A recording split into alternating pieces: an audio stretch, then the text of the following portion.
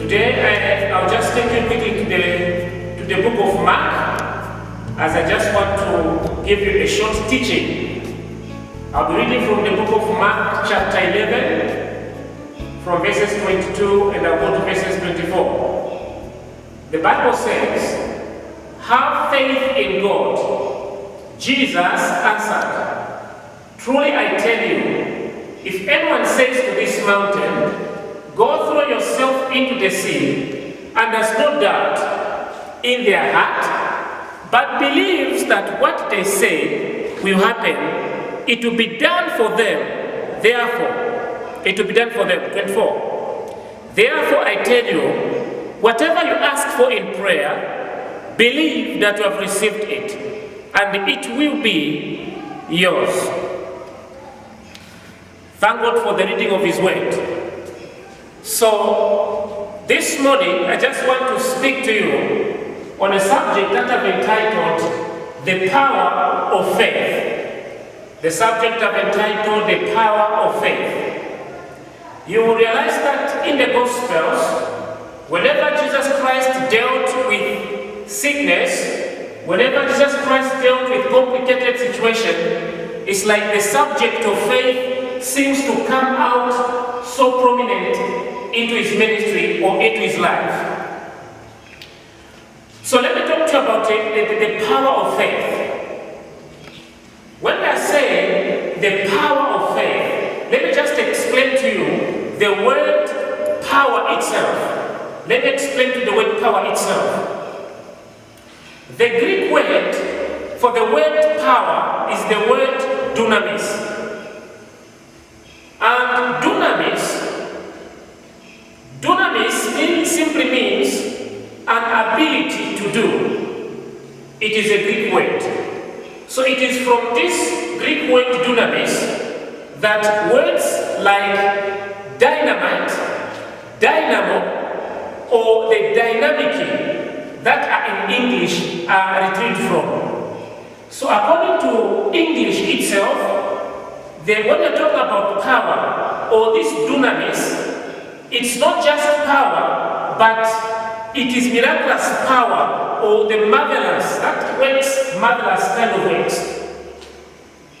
So when you talk about power, I took you to the Greek word which is dunamis, and dunamis, this is where words like dynamite, dynamic or dynamo are extracted from. Now when you talk of a dynamite, the other word I can use is an explosive. Dynamites are used so much in industries, for example in construction, in quarrying, breaking of those very big stones and the like. They are used there. So dynamite is an explosive made of nitroglycerin, solvents and stabilizers. So when we talk about the power of faith, we are talking about the ability or what faith is able to do if it is present in someone's life. May I say this to you that actually faith has no boundaries of what it can do once present in someone's life. This is the reason why I decided to talk to you about the power of faith.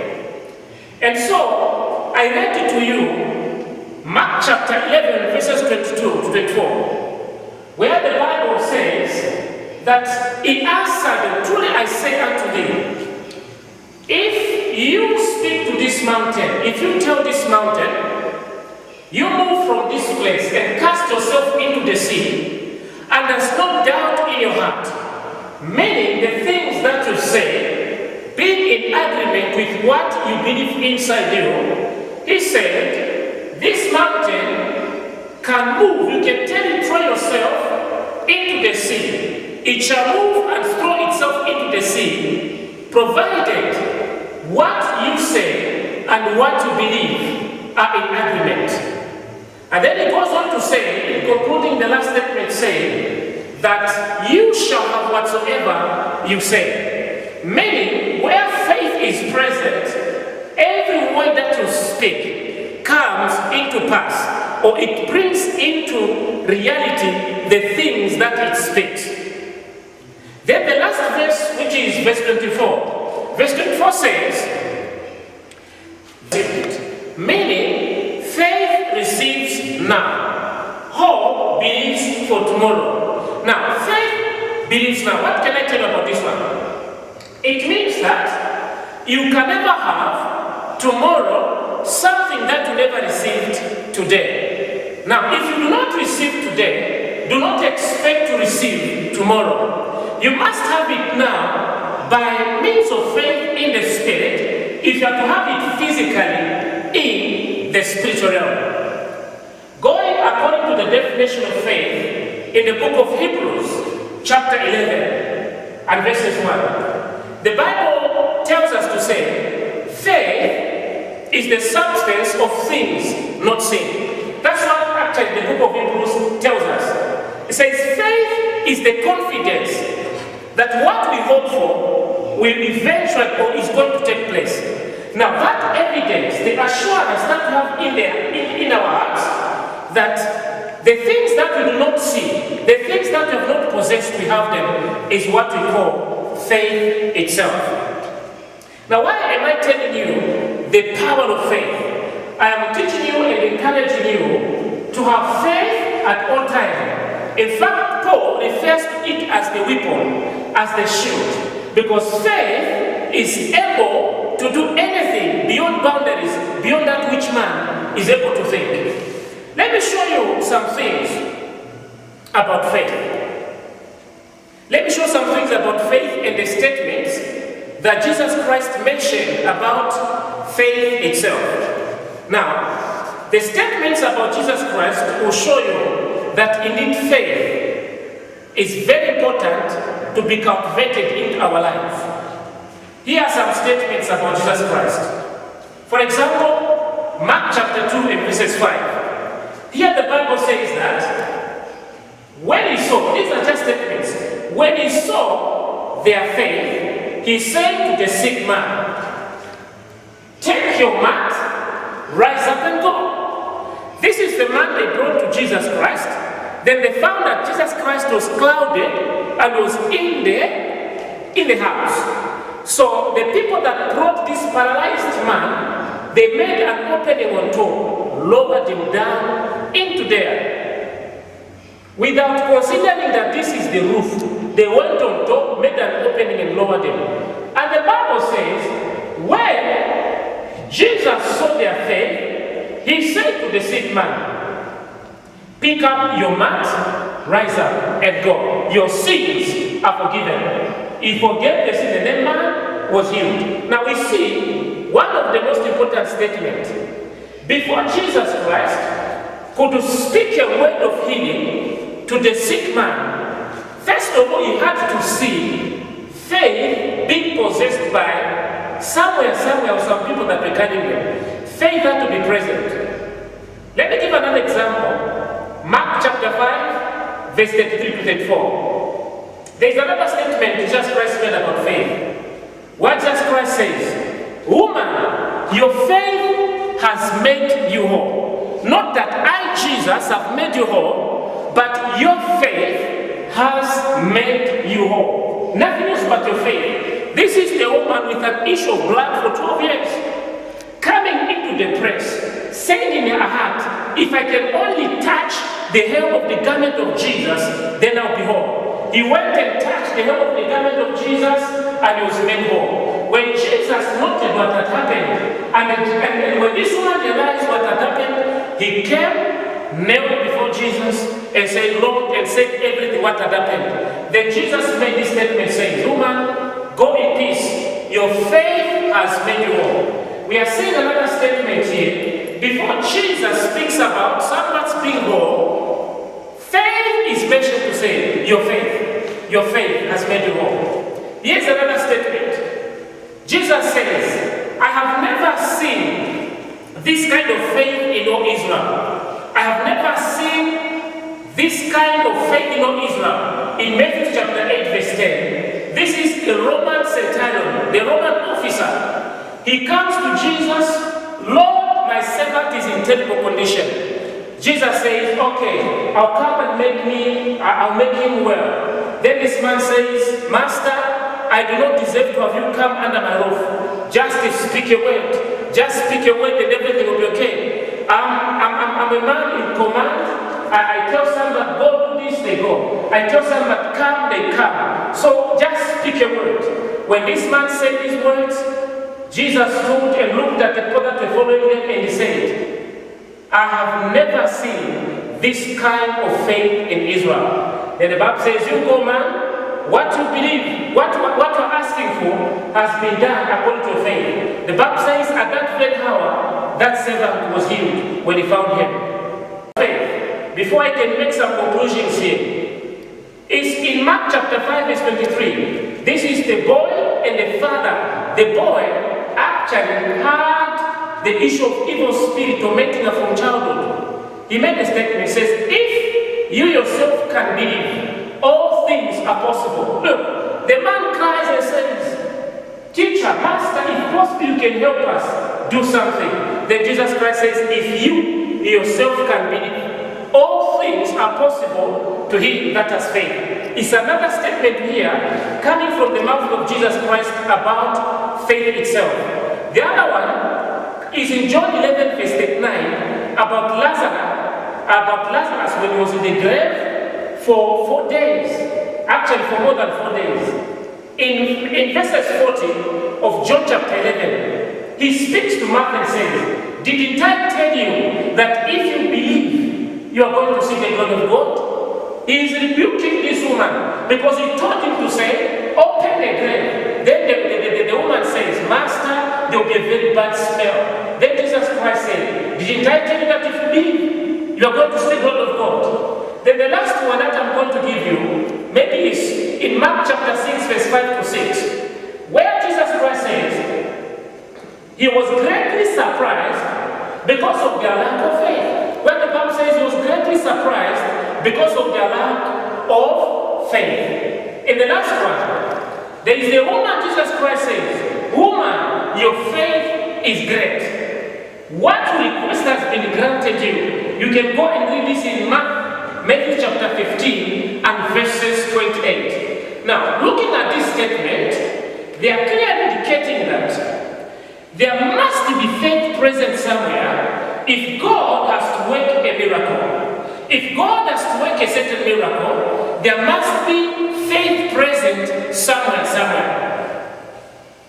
That's why in every statement where healing took place, where a miracle took place, you hear Jesus Christ emphasizing on the part of faith. Let me just make some statements about faith here. Number one, faith is able to grab things in the world of the unseen and bring them into the realm of reality. Let me repeat my statement here. Faith grasps the unrealities in the invisible world and brings them in the realm of reality. It is the only hand that as a child of God and as a believer, you can use to access the spiritual blessings that God has given you in the spiritual world. Let me tell you this. It is not all up to God. Secondly, it is not all up to you. You have the role to play. God has the role to play. According to the statements, it indicates that my part, your part, is to believe what God is saying. God's part is to do the miracle. God's part is to do what man cannot do. All you need to do is to believe. So God does his part. That is to do what man can't do. And man does his part simply to believe in him. In Matthew chapter 6 from verses 5 to 6, the Bible says that in his hometown, when Jesus Christ went there, the Bible says that Jesus Christ could not perform even a single miracle except that he laid hands on a few sick people and healed them. And the last statement says that Jesus was greatly surprised because of their lack of faith. Let me tell you, the one listening to me and watching me, Jesus is not surprised of the problems that you have. Jesus never gets surprised than to say about how big your problem is. Problems, challenges, difficulties will never surprise him. What surprises the Master or Jesus is the man who cannot believe that Jesus or God, the creator of everything, is able to come through in a certain situation, is able to come through in a certain problem. Is there somebody who can magnify Jesus and God to say he is able to do greater and mighty things? Is there anyone who has faith? Where faith is present, miracles are happening. Where faith is present, there is no sickness God cannot heal. Where faith is present, miracles has been recorded. In the Bible says some people through faith, they were able to receive things that actually in a normal way cannot be received. So listen, of all the graces, Jesus honors faith the most when it comes to the working of miracles. So I told you it's not all up to God, certainly it is all up to you as well. You have your part to believe, God has a part to do his part. And I am here to tell you to say, to him that has faith, all things are possible. To him that believes, all things are very much possible. This indicates that faith activates the power of God to create miracles in our lives, to work out impossibilities in our lives. Before I end, let me give you the formula of faith in a well-explained way, as you'll be meditating on this word. This is the formula that I'm giving you for faith. Hearing plus believing plus confession plus action equals faith. Let me repeat it. Hearing plus believing plus confession plus action equals faith. That's what forms faith. What do I mean here? The Bible says faith comes by hearing. And what to hear, not any other news, the word of God. Number two, after you've heard the word of God, you must believe what you've heard. If it just ends on hearing, without believing what you have heard, there will be no results that are going to take place. So you hear the word, after hearing the word, believe what God says in his word. The next thing, it does not end on believing. If you believe something, your action, your speech are going to correlate with what you believe in your heart. The Bible says that man speaketh from the abundance of his heart. Why? Because what you are full of in your heart is what comes out of you. If you are full of faith in your heart, that means the next stage, faith begins to speak. I want to give this assignment as of in this moment of difficulty, in a challenging way. Rise up at one particular time, at whatever time you wake up, whatever moment. Begin to walk and begin to confess that in the name of Jesus, the word of God says, I'm going to cross, I'm not going to die. Jesus Christ said, I'm going to be there, I'm going to do this, I shall not die. Begin to confess the word of God upon your life. When you are in a situation, when you are sick, perhaps as I'm speaking to you, you may be among the people that are rightly infected with the disease that you feel. This one cannot be chucked out of your life.